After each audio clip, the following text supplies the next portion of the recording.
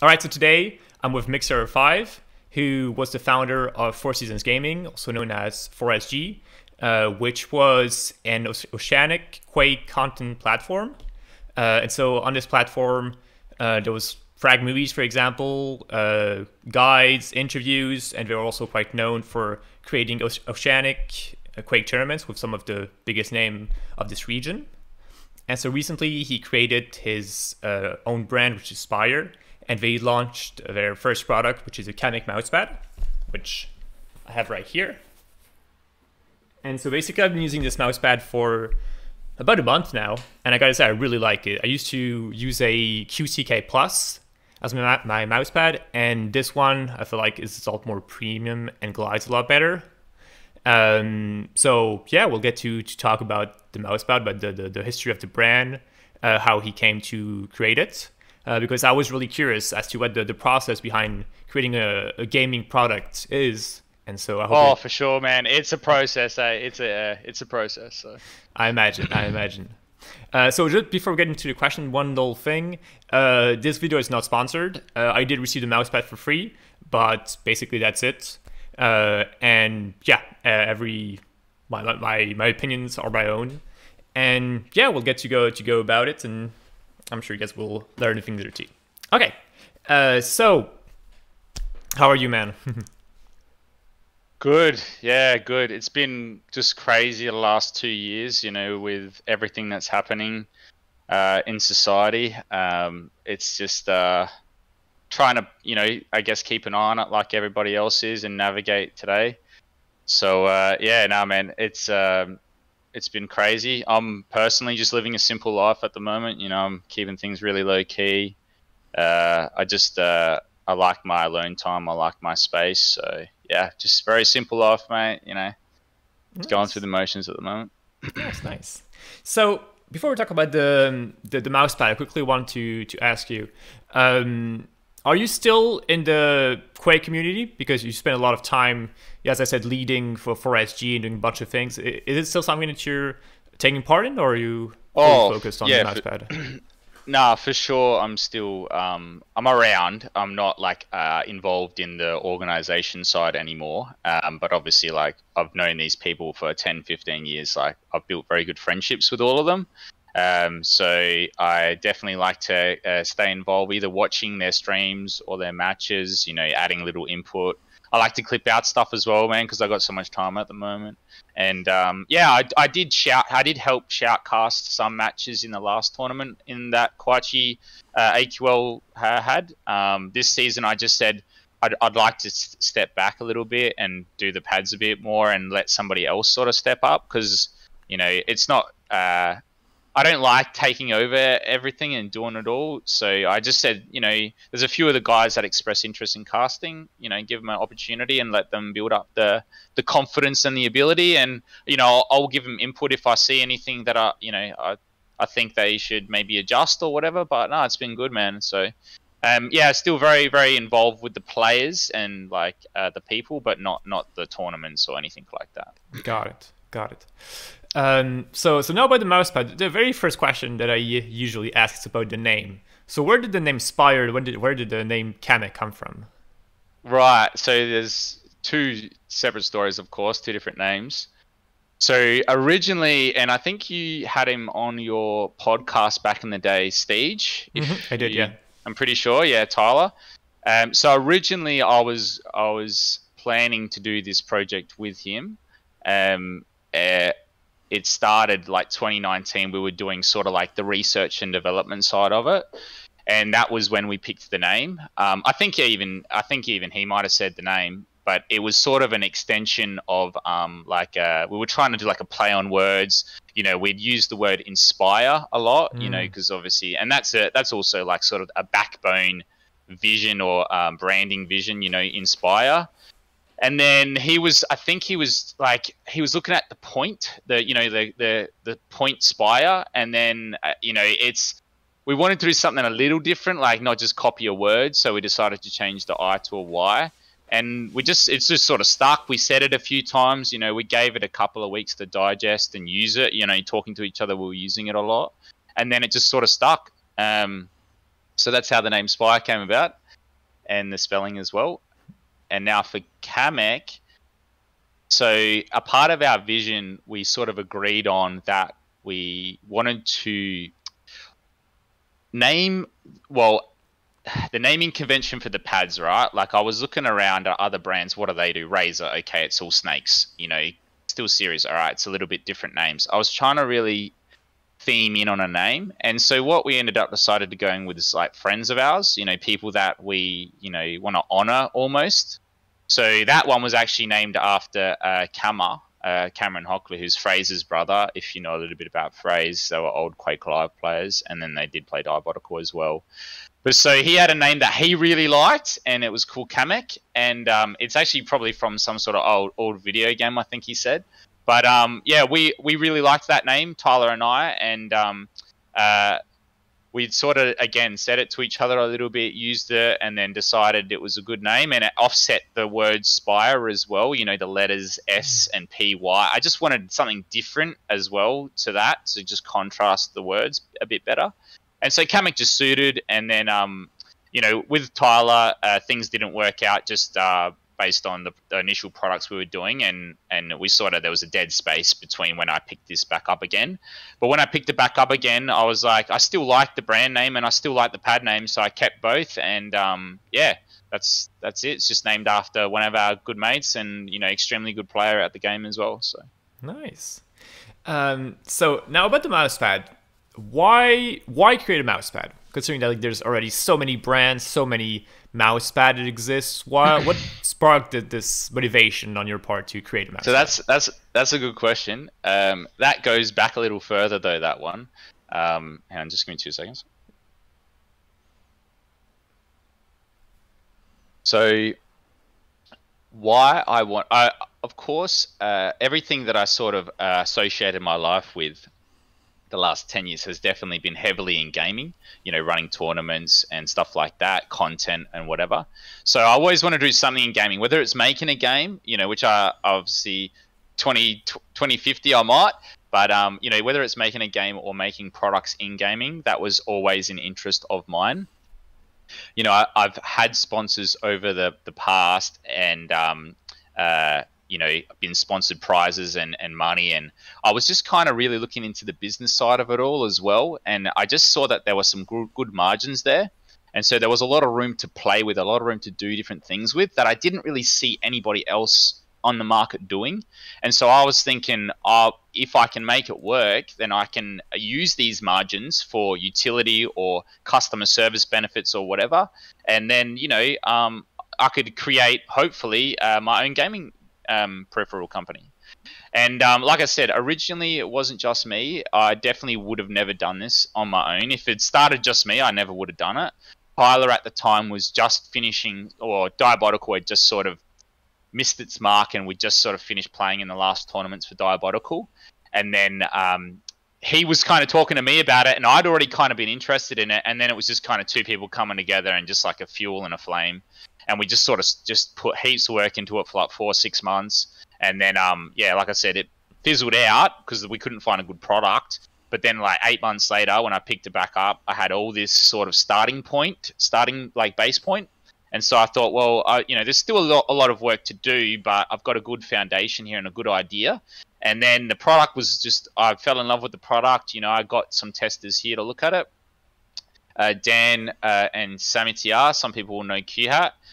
Those two guys specifically looked at it, and they both liked it a lot. It was very unique, nothing like that ever tried before, and it was more on the above average side on quality. So they were just like, we like it, and I liked it, and then it was just pull the trigger time at that point. So yeah, it just kind of all happened, man. Like a little bit of interest, a little bit of research, and then just, you know, a bit of time and a bit of luck, and off we go. Nice. So can you walk me through the process of creating a product? I imagine there must be like a lot of steps from consumption to creation to promotion and all this. Yeah, so you got a lot in that question. So I'll just start. Yeah, let's just talk about conception maybe, stuff. Perhaps. Yeah, yeah. So figuring out your unique angle or your unique position in a market is sort of where I wanted to start, because obviously it's like, You know, there's hundreds of brands, like you already said, hundreds of people doing mouse pads, especially in the recent couple of years. There's been a lot of new brands pop up as well. So I wanted a really unique angle. And so the color was very, very appealing to me. You know, not being black, I definitely didn't want to do a black pad. The actual once the product arrives, so you got to test products as well. I tested a few. I probably tested 3 or 4 products, or together with Tyler. And this one here, he didn't get to test. That was the one that sort of fell into my lap. But yeah, it's about finding the right product, because you're not going to push a bad product, mate. Like you would be like, it would be so silly for someone to not believe in the product and then try to sell it. Do you know what I mean? So I had to, in my head, make sure it was somewhat all right, and that it had a unique angle, which is, like I said, the color. I added a couple of other unique angles, like the 10 years warranty. Just like I said before, with the margins, I felt like I had a little bit of a buffer to play around with. So that was something that I decided to do with that margin or that buffer.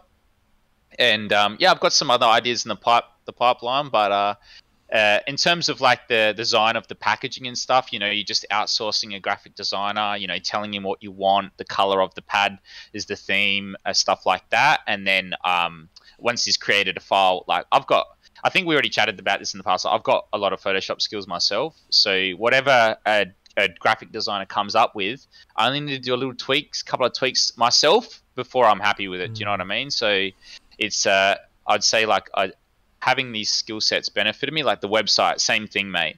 Shopify is what I'm using. If anyone wanted to do their own reselling, it's very nice, very simple, very easy. But again, because I had that web background, I just had so much that I could do with the website as well. And Shopify does such a great job as well.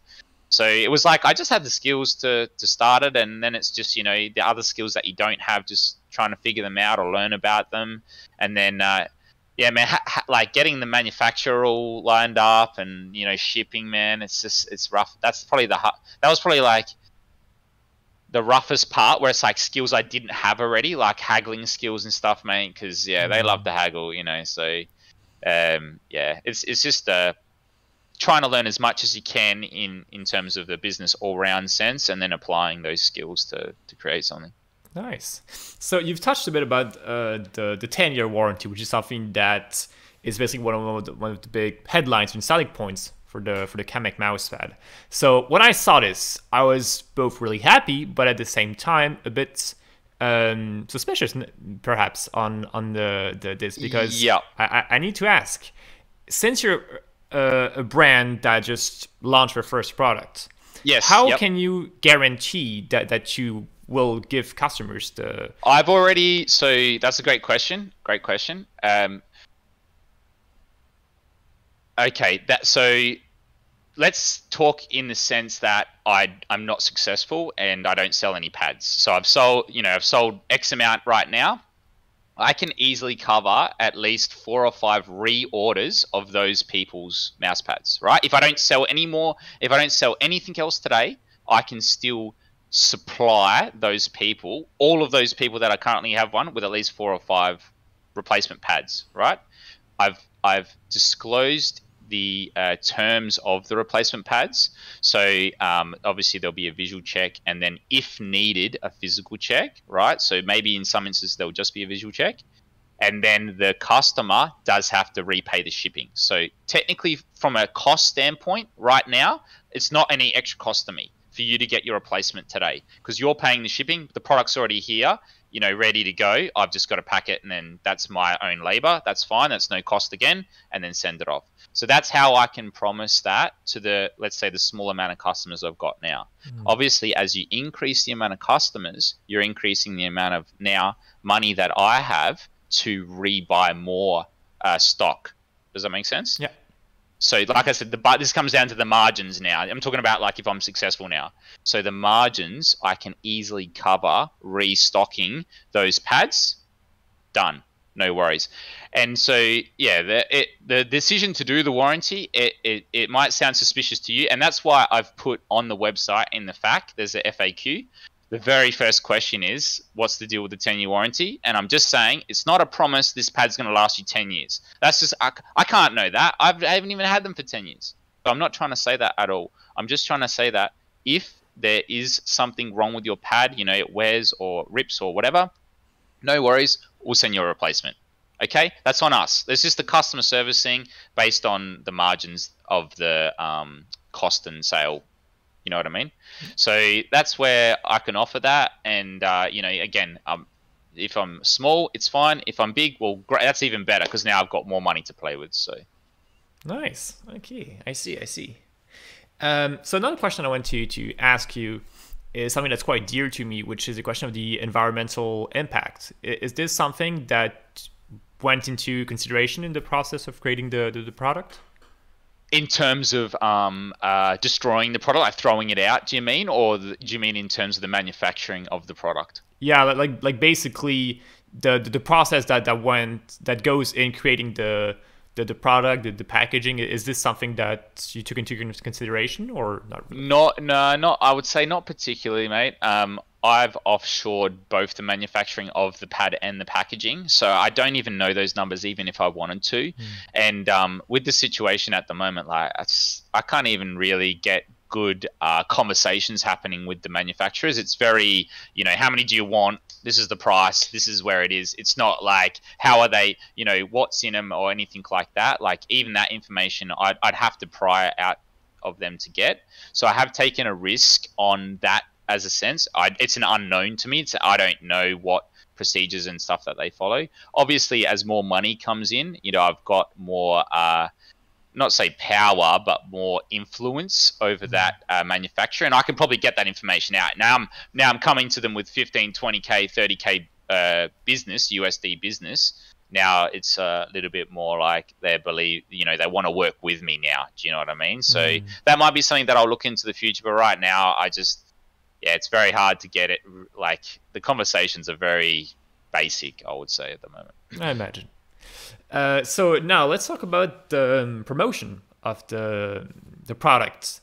So for example, you talked a bit about sponsors. Is this something that you plan on doing, sponsoring some tournaments or people with your brand? Yeah, so I've already started sponsoring tournaments. I've done 5 already now, some international and a couple local Australian ones as well. Just specifically to tournament sponsoring, obviously, I believe that the pads are good, very high quality for gaming, like competitive gaming. A lot of people have, given me good comparisons to other pads that are used in esports or like by pro gamers. So the quality of the product, mate, I do firmly believe in it. And now it's just getting it out into people's hands, into communities, so that, they've got an opinion, right? Now, who has the biggest opinion in a community? The best players. Who has the most informed opinion normally? The best players, because they've tried the most mouse pads to find their one mouse pad they like. So I've literally just tried to take it straight, target in to the best players who know the most and have the most influence. So if they like it, then they're going to hopefully either play with it or talk about it or tell people about it and tell them what it's like or whatever, right? People are going to believe them more. So that was sort of where I came from the tournaments. And also I ran tournaments for 11 years. So I know what to expect. I know what I'm looking for. I know what kind of is happening in the games as well. So the players, how good they are. And I definitely, I love the idea of more sponsoring LANs as well, as opposed to online, but I'm open to a bit of everything at the moment. But yeah, that's the sort of the strategy there, if you want to call it a strategy. It's just, tournament sponsoring has been around for years, mate. So it's just I see. So I imagine these were Quake or Diabolical tournaments, right? Yes. So at the moment, it's mostly been Quake and Diabolical and Quake Live. So Quake Champions, Diabolical, Quake Live, and just done a local League of Legends tournament here. They're coming up in starting early March, I believe. So I'm trying to diversify a little bit there away from the arena shooters, but obviously my reputation, it's just easier for me to talk to people in these communities because they already believe me and, I've already got a good name among the communities. So it's like they're more likely to take a chance on having me sponsor their tournament without me having to send them a pad to give it a test drive. So I've definitely been a little bit blessed there, and now it is, like you said, just trying to branch into other games and get more of the name out there. And I have started reaching out to a few other streamers of Apex and stuff like that. It's just it's finding the right people that are going to do what I believe anyway is going to be like a good investment to send a pad to. Nice. So yeah, in terms of streamers or tech reviewers and content creators as a whole. What has been your approach in this? Is it, are you trying to get it sent to have as many reviews on YouTube Everywhere, as possible? man. Everywhere, anywhere. I don't care who you are. Like with the reviewers, I messaged probably about 15. I got replies from about 4. So that's I kind of expected that though. You know, a lot of these bigger streamers, like, they're doing me the favor by putting the YouTube video up, right? 50k views, 20k views. So it's like, what am I actually giving them? You know, so I think the bigger YouTube reviewers just ignored me, and that's acceptable. Like, I expected that. As for streamers, mostly trying to find good players who I think will like the pad. So control pad players, like you said, the QCK, Artisan Zero, and if they have it, the GSR. Any one of those 3, if I see a pro player using one of those and I know them or I can get in touch with them, I will try to, just to get it in their hands, really. Because I believe the best marketing is the product itself. That was like, I wouldn't have even mate, I was telling you before, I wouldn't have even started this if it wasn't a good product. Like, that would just be almost suicide. Do you know what I mean? Like, reputation suicide.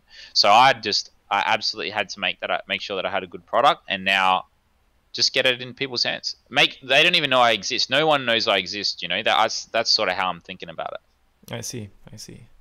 So now that you got the mousepad in a bunch of people's hands, what has been the reception overall on their part? Very positive. Very positive. I would say the packaging knocked people out as well, which I was like, I loved the texture, you know, the lid packaging, mate. Oh, gets me going. When I got it, you had no idea. When I got it, it was just like purple in the packaging or whatever. But as soon as I pulled it off, I was like, yep, that's the packaging. Unfortunately, with the packaging specifically, I do have to make them a little bit wider. I realized doing it as thin as I did it, definitely does change the shape of the pad a little bit, and the unrolling and the unboxing. So I really want to address that. Also, just what was the question again, just so I can fully capture it? It was basically what the reception of the mousepad had been like. Oh yeah, so yeah, the packaging absolutely blew people away. Nearly everyone commented on that. The actual pad itself, I sent out like about 100 test pads to just like Australian guys in the Quake community, just to sort of get really broad range of feedback. So I was getting mixed feedback really early on. People were saying that they liked it, then they didn't like it. Then they were saying that there was, I realized in my shipping, like what you received, there were problems with my shipping, the way that I was doing it. So I quickly had to fix that. But I would definitely say most of all, it was very positive. And then some people that I've sent it to that I just absolutely have blown me away, like Crunchy. Of course, I expected Dan to use it because I'm really good friends with him. But even NVC, I've just sent a pad to him. I've got a pad going out to Noctis, who used to use the Artisan Zero, who pad's been compared to. So I really hope that he likes it. But no, I would say some people are like, yeah, it's okay. It's a bit too soft for them, or it's a bit too controlled. But other people who have came from the QCK and the Artisan Zero really like it. It's very, very close to what they're familiar with just a little bit more, pressure control, stop-start pressure control. So yeah, I'm absolutely loving the feedback, mate. But not to get ahead of myself, I've still got some issues to fix with the manufacturing. There's been some good feedback from the reviewers as well. They've given me some really detailed feedback and some things to try and things to say. So to the manufacturers, sorry.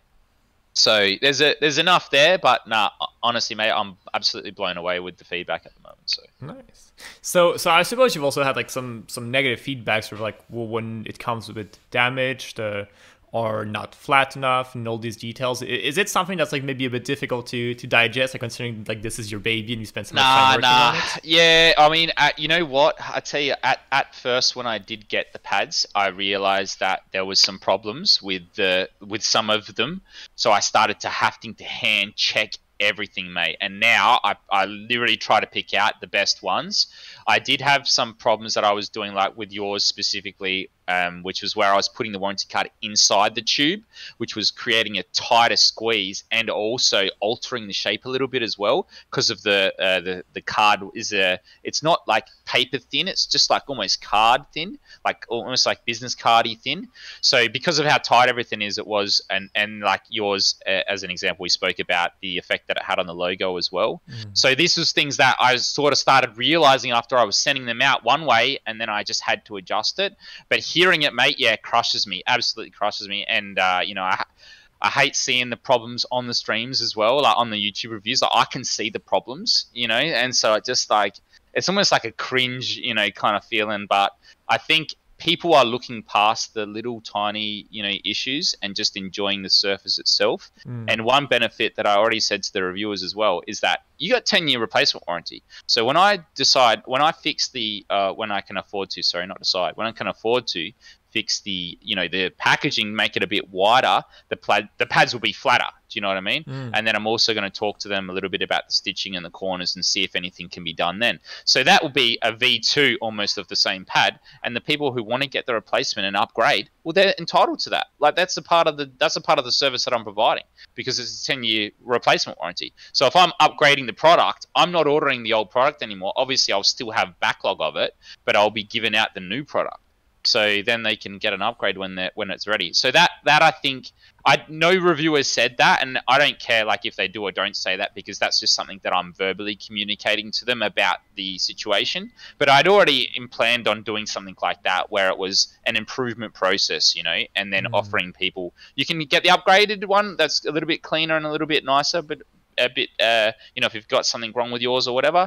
And then if you want to go back to the old one, I'm still going to have versions of the old one. The actual surface won't change. It'll be little things, like I said, the packaging and the stitch edging, if I can clean that up a little bit. So I see. Nice. But yeah, I mean, as I told you, I think it's a fantastic product, especially considering the fact that it's like the first release version of your first mousepad. And yeah, like there were like a couple of like tiny issues. It was like not super flat, and I did like to flatten it for like 24 hours. And that's right. There was like a bit of the stitching that was damaged, but the pad itself is fantastic. It lies really well, and like I could tell the difference immediately from the QC I'll just speak to your problem. So again, just coming back to it. So what was happening, just for people that were watching, is that early ones I was sending with the warranty card inside the tubing, and it was just pressing against the pad and creating a small slight crease or a slight pressure, which is, you might even have noticed it just around the logo, like the logo side might be a little bit not flat as well, maybe. And that was the scratching that you also noticed, the scratching of the logo as well. And again, that was the warranty card. Yours was in shipping for like 3 or 4 weeks, so it's just scratched up a little bit. So just little issues that I found, and now I've adjusted and tried to fix those. But if anyone's not happy with their initial product, like normal warranty refund rules apply, mate. I'm not going to drive anyone a hard bargain. If they really don't like the product, I'll take, you know, we'll sort something out. We'll fix it. So, yeah. But no, like I said, a lot of people are just looking over the stitch edging one. I already know about that. You know, that's something, unfortunately, that I've just have to wear it. It's just that, you know, the little join that happens on the right side of the pad, it's just not as clean as you would like it to be. But like reviewers are saying, like, it doesn't affect the surface. It's just more of an aesthetic thing. And if people, again, if they don't like the aestheticness to it because it doesn't suit like what they like or whatever, that's fine. Hit me up. We'll sort something out. So it's all good.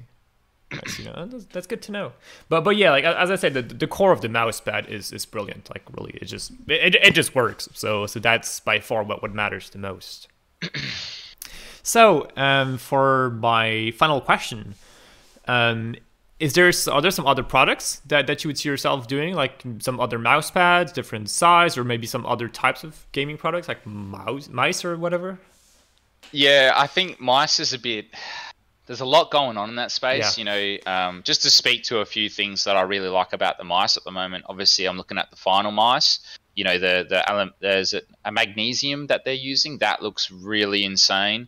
You know, the wireless technology they've got in their mice, apparently it's pretty next level. I think there's some cool stuff happening over at Cooler Master as well with shapes and sensor placements. And you know, I can see definitely the mice space has got a lot of room now to grow. It's almost like the wireless mice, mate. I mean, if you're not using a wireless mice now, and I know a lot of people still aren't, like, you're crazy. like wireless is just perfect. It's instant. It's the same as a normal mouse, but no cable, no drawback at all. It's honestly, but so the mice is just super competitive and also well established, like very well established. The mouse pads, there's been some turbulent waters the last couple of years. You know what I mean? Like brands doing weird stuff, and products not being as good as what people thought. RGB mouse pads. Yeah, I mean that's not. And I'm not interested in RGB to be really. That just would. I'd like the color in the pad to be the color. I think different colors, of course. Maybe some different bases. So instead of this one is very soft, I might try a little bit of a harder base. And then I'm keeping an eye on like the glass pads and the ceramic pads and the mouse feet and stuff like that. There's a lot going on, mate, but it's all too far ahead of me. It's too far ahead of me. Like I need the money to do that. Right now I'm just focused on getting this initial product out. And I think if this initial product is successful, I'm probably going to bring in other people to give me opinions and advice on that future product line anyway. But I can tell you one thing, I definitely want to keep the naming standard, to be names of my friends or players that I really admire or really honor them in a way. So I can definitely see there being more products if I'm successful, but it's first things first, mate. That's there's a big world out there, and and mouse part. I was just thinking about the other day, like if you start looking at all the mouse pads that are on the market at the moment, it is fierce, mate. It is really competitive. Because like I said to you, the brands that were established, they've had a little bit of a rocky last couple of years. So there's a lot of opportunity for a new mousepad company to come in and just really, really corner a part of the market. And Artisan, dude, they could have been it, but they don't really want to grow to this massive, company and shift into the Western world. They like doing their thing, but it could have been them. Do you know what I mean? Like they were honestly perfectly positioned, and they still are perfectly positioned. But I don't see a lot of exciting stuff coming out of there. Do you know what I mean? And as gamers, of course, we appreciate like the best products, but accessibility is important. You want to start moving into stores as well. The price is important to people. You've got to be competitive. So, and then also I believe that there's got to be more to the brand and the vision, and, there's heaps of stuff I can do. Like I've started writing articles and stuff, like trying to help players overcome some problems or some mindsets or whatever. Just because, like, once you've captured a corner of the market, mate, you've literally got your audience. You've got direct access to your audience now. It's like, what else are you going to give them? So, and I just don't see a lot of companies doing anything like that either. So I think there's room there. It's just customer service stuff, mate. Like that's just how I sort of think about it. It's not just the product. Like if you're thinking it's just the product, you're in it for the wrong reason, man. Like that's just the product's the backbone, the foundation, or the catalyst. The financial catalyst to do something more. So, anyway. Nice. Nice. All right. So before we close this interview, do you have any final words? Anything you'd like to say? Obviously, big shout out to Tyler and Dan and QHat and everyone that's been involved in helping me create the pad or test the pad. There's been like pretty much all the guys in the Quake community, like they helped me, give me some sort of input. I remember Murder gave me some great input with the warranty cards. People have given me great input with the website. Donna has been really good, giving me constant feedback. So look, people have just been there for me. I definitely couldn't have done it without their help. And yeah, obviously I'd like to thank you for hosting the interview, mate. Come back on, dusting off the microphone or whatever, so I appreciate that as well. And I just want to say the whole year of Quake looks really exciting. The global qualifiers and also the local qualifiers look real. I'm stoked about that news, and also the Australian invite to QuakeCon and the QuakeCon tournament itself, mate. It's honestly, it's going to be a good year of Quake. So I'm excited, and I'm just chilling, mate. I'm watching everything play out, and it's just I'm a fan as much as I am trying to do something and sponsor tournaments and stuff. Do you know what I mean? So nice. Well, Mick, it's been an absolute pleasure. So thank you so much for for having this interview. I'm really happy I got to learn quite a bit about this great product. So thank you so much for your insight. It's been quite fascinating. And to those watching, if you need a new mouse pad, then yeah, definitely don't hesitate to check out the Spyre Kamek. It is really great. If you like control, and if you used the Artisan, the QCK before, something like that, it's gonna feel pretty familiar. Yeah, for sure. I don't want to like sell it to everyone, because I found as well, mate, it's important to find your audience, like who likes it. You know, some people really like the soft control pads. You know, Artisan Zero's very popular pad, QCK very popular pad, GSI very popular pad. So it's like, if you use those, yeah, for sure, check it out. Have a look at the reviews at least. So nice. All right, so everybody, have a good time, have a good one. Thank you for tuning in. If you stayed until the end, I hope you found it as interesting as I did. And yeah, have a great day. And thank you so much, Mick. Thank you.